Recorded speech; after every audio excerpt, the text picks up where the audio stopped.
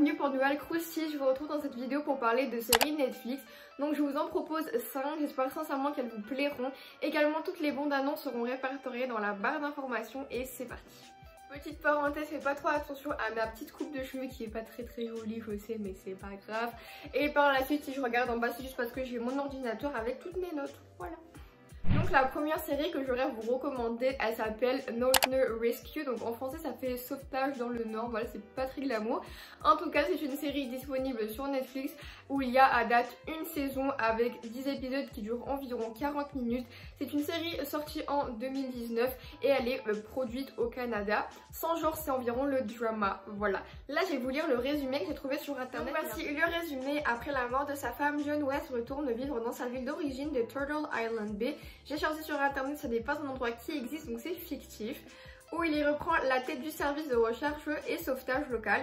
Ses 3 enfants et lui vont alors vivre leur deuil chacun à leur manière. Donc ce que j'ai beaucoup aimé, c'est justement voir la famille, comment elle va essayer d'évoluer avec un manque qui était quand même la mère. Et vous savez que la mère c'est quand même elle qui balance bien la famille, c'est elle qui réussit à garder tout le monde en harmonie. Donc on va voir la rebelle, on va voir la petite fille qui va se faire un ami, parce que vraiment l'endroit où ils vivent c'est assez spécial, c'est très original, c'est une sorte d'aquarium, c'est super mignon. Je vous laisse découvrir la série. Maintenant un des acteurs les plus connus, pour peut-être que vous soyez un petit peu plus familier avec des visages, c'est William Baldwin, Gossip Girl. Donc il jouait le rôle du père de Serena van der Woodsen, donc il s'appelait William van der Woodsen, voilà. La deuxième saison que je voudrais vous recommander s'appelle Quantico. Il y a 3 saisons, au total 57 épisodes qui durent environ 40 à 50 minutes.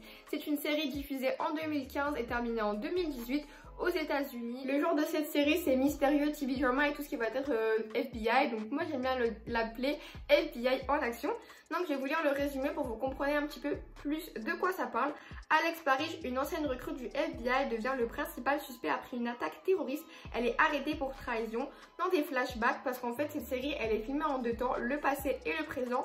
Et on a besoin du passé pour comprendre le présent et comprendre qu'est-ce que Parrish a fait en fait à Quantico, qui est justement un endroit où on recrute des futurs FBI, où on les entraîne plutôt.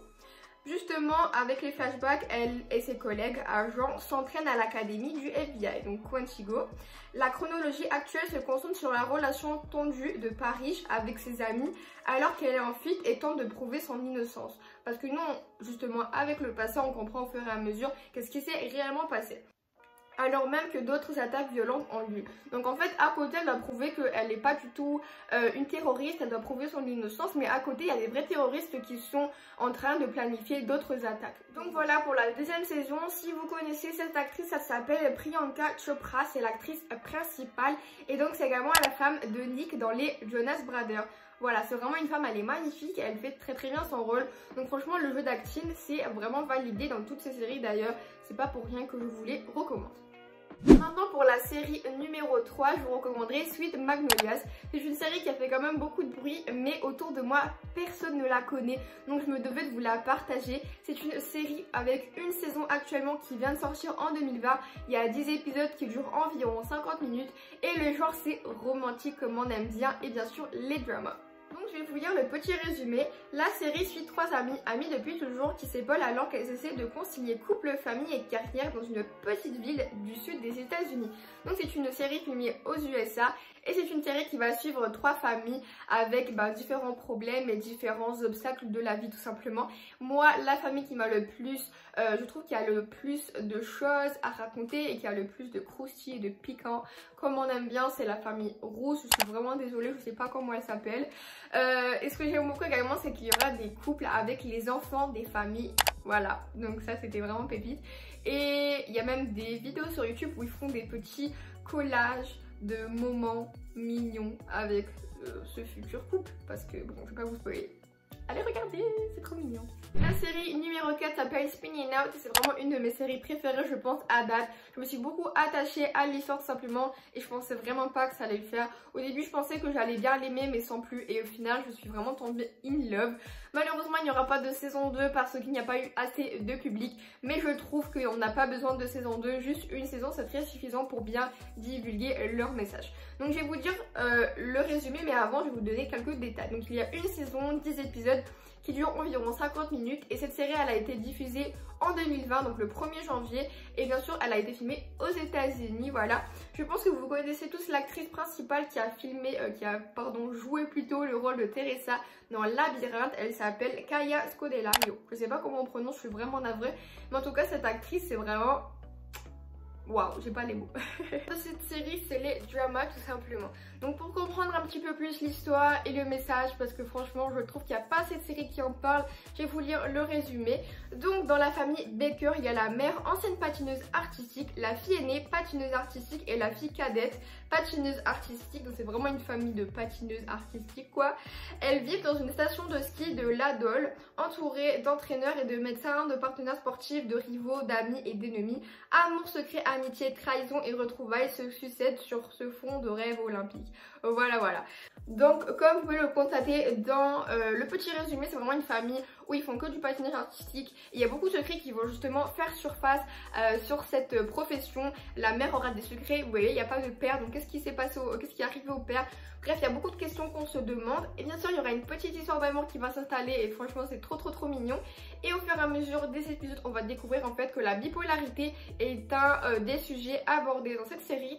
Et je trouve que je suis obligée de vous en parler. Je peux pas vous laisser avec ce petit résumé parce que franchement, ça valorise pas assez la série. Moi, au début, je pensais que ça allait être un petit peu genre Cucu la praline.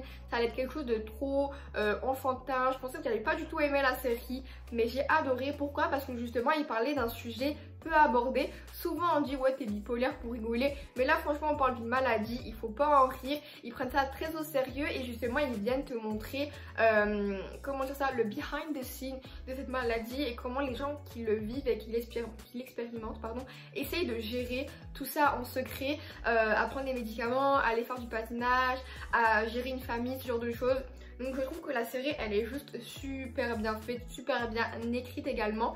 Et je sais pas quoi dire d'autre, juste allez la regarder. Vous allez beaucoup aimer les personnages, l'histoire d'amour, c'est vraiment trop mignon encore une fois. Et c'est vraiment une série assez profonde. Et la dernière série que j'aurais à vous proposer s'appelle The A-List. Donc elle n'a pas été assez connue je trouve à mon avis. En tout cas elle a eu assez de spectateurs pour faire une deuxième saison qui est en tournage je pense. Donc la première saison a 13 épisodes de environ 25 minutes. Et c'est une série en fait originaire du Royaume-Uni. Donc pour une fois c'est anglais mais elle a été filmée en Écosse. Donc le genre c'est drama, mystérieux, adolescent et c'est un petit peu science-fiction je trouve.